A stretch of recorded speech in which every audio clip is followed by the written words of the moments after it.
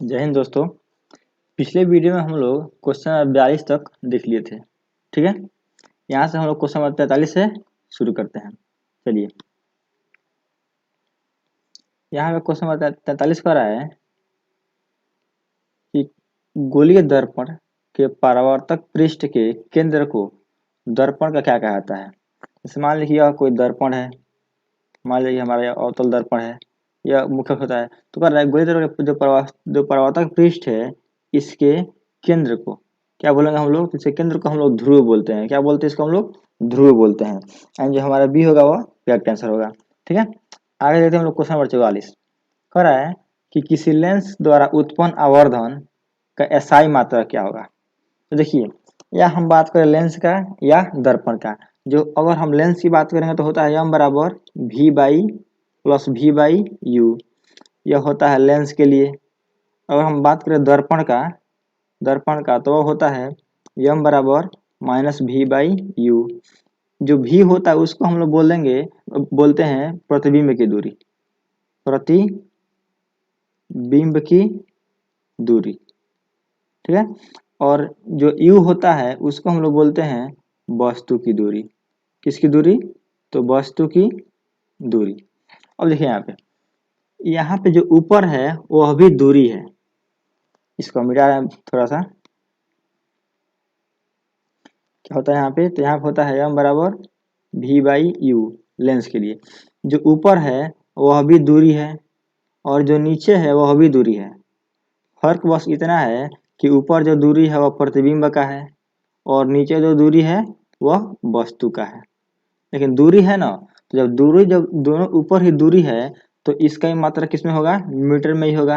और नीचे वाला का मात्रा भी किस में होगा? मीटर में ही होगा। और दोनों कट जाएगा, यानी जो यम का मात्रक आता है आवर्धन का वह क्या होगा?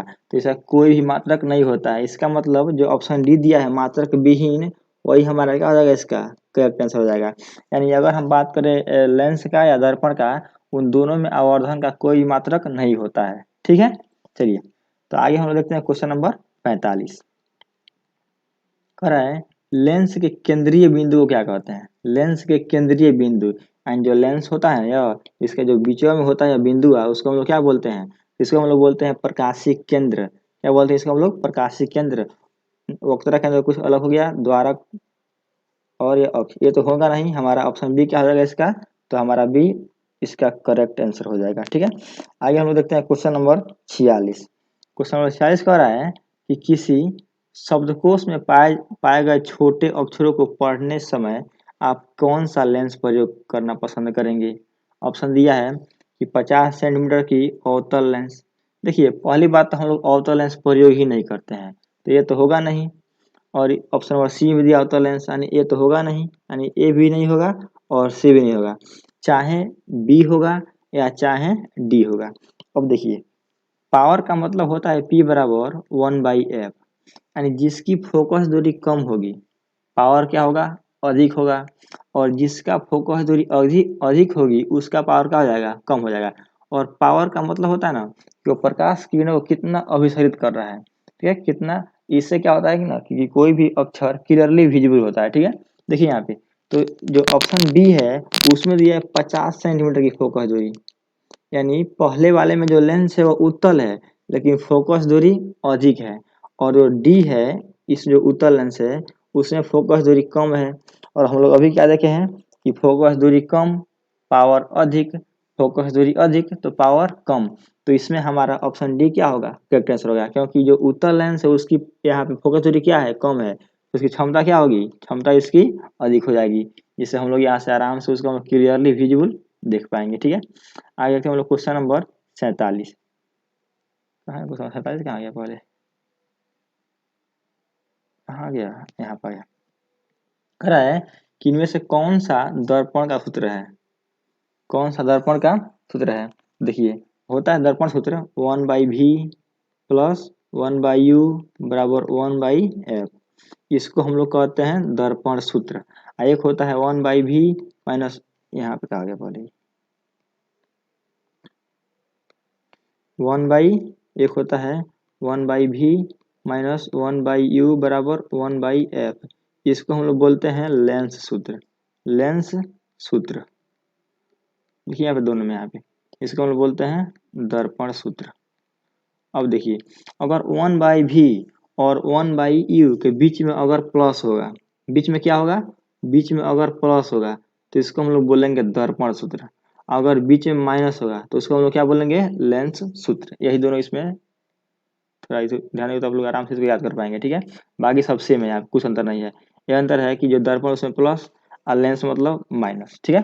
आगे से हम लोग क्वेश्चन नंबर 48 कह रहा है कि गोलीय यहाँ पे लिख दिया, सर यहाँ पे गोलीय, ठीक है। तो गोलीय दर्पण का वक्रता केंद्र को किस अक्ष से निरूपित करते हैं, तो इसको हम लोग कहते हैं सी वक्रता केंद्र, यानी सी मतलब सेंटर, ठीक है, यानी केंद्र। यानी हमारा ऑप्शन ए क्या हो जाएगा, इसका करेक्ट हो जाएगा, ठीक है। एफ का मतलब होता है फोकस, एफ मतलब फोकस, ठीक है। पी का मतलब होता है पोल, पी मतलब पोल, एफ मतलब फोकस, एफ मतलब फोकस, ठीक है। आगे हम लोग क्वेश्चन नंबर 49 कह रहा है कि प्रकाश निर्वात में प्रकाश की छाल, यहाँ पे गलती कर दिया है, इसको थोड़ा आप लोग सही कर लीजिएगा। यहाँ पे होगा चाल, यहाँ पे क्या होगा, चाल। तो निर्वात में प्रकाश की चाल होती है तो वह होती है 3 × 10⁸ मीटर पर सेकेंड। कितनी होती है, 3 × 10⁸ मीटर पर सेकेंड। यानी जो हमारा ऑप्शन ए क्या आ जाएगा, इसका करेक्ट आंसर हो जाएगा, ठीक है। अगर हम बात करें कांच में, तो जो कांच में प्रकाश की चाल होती है वह होता है 2 × 10⁸ मीटर पर सेकेंड। कितना होता है, तो 2 × 10⁸ मीटर पर सेकेंड। और अगर हम बात करें हवा में, हवा नहीं, पानी में, किसकी बात करें हम, पानी का, तो जो पानी में जो होती है प्रकाश की चाल वो होती है 2.25 × 10⁸ मीटर पर सेकेंड।